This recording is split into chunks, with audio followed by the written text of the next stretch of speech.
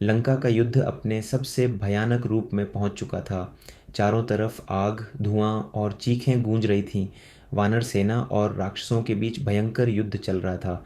तभी युद्ध भूमि में आया रावण का सबसे शक्तिशाली पुत्र मेघनाथ। उसकी आंखों में घमंड था और हाथ में था एक दिव्य शक्ति अस्त्र। मेघनाथ जोर से हंसा और बोला, आज राम की सबसे बड़ी ताकत खत्म हो जाएगी। उसने पूरी शक्ति से अस्त्र छोड़ा।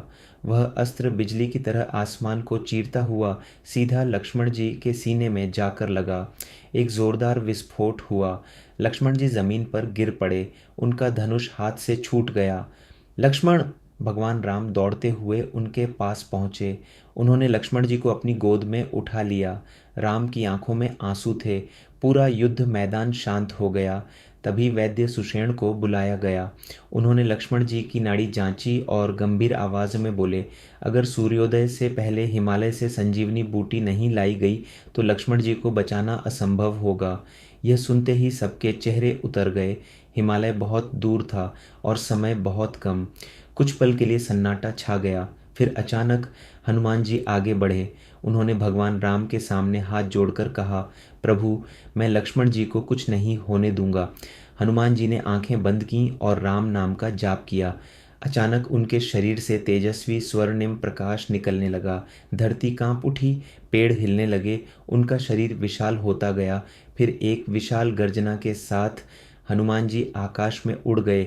वे समुद्रों, तूफानों और काले बादलों को पार करते हुए हिमालय की ओर बढ़ने लगे। कुछ समय बाद उन्हें हिमालय दिखाई दिया, बर्फ से ढके विशाल पर्वत और चारों तरफ चमकती दिव्य जड़ी बूटियां। हनुमान जी तुरंत संजीवनी खोजने लगे, लेकिन समस्या यह थी, हर जड़ी बूटी चमक रही थी। वे संजीवनी को पहचान नहीं पा रहे थे। उन्होंने आसमान की ओर देखा। सूर्योदय होने वाला था। हनुमान जी ने गुस्से में गर्जना की, अगर संजीवनी पहचान नहीं सकता तो पूरा पर्वत ही ले जाऊंगा। उन्होंने अपनी विशाल भुजाएं पर्वत के नीचे रखीं। धरती कांपने लगी, चट्टानें टूटने लगीं और अगले ही पल हनुमान जी ने पूरा पर्वत उठा लिया। वे विशाल पर्वत को लेकर बिजली की गति से वापस लंका की ओर उड़ चले। लंका में सभी लोग आसमान की ओर देखने लगे और तभी हनुमान जी दिखाई दिए, अपने हाथों में पूरा पर्वत उठाए हुए। पूरी वानर सेना खुशी से चिल्लाने लगी। वैद्य सुषेण ने तुरंत संजीवनी बूटी निकाली और लक्ष्मण जी को दी।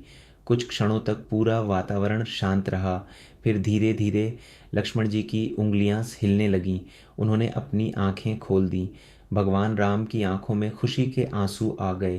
पूरी वानर सेना जय श्री राम के नारों से गूंज उठी।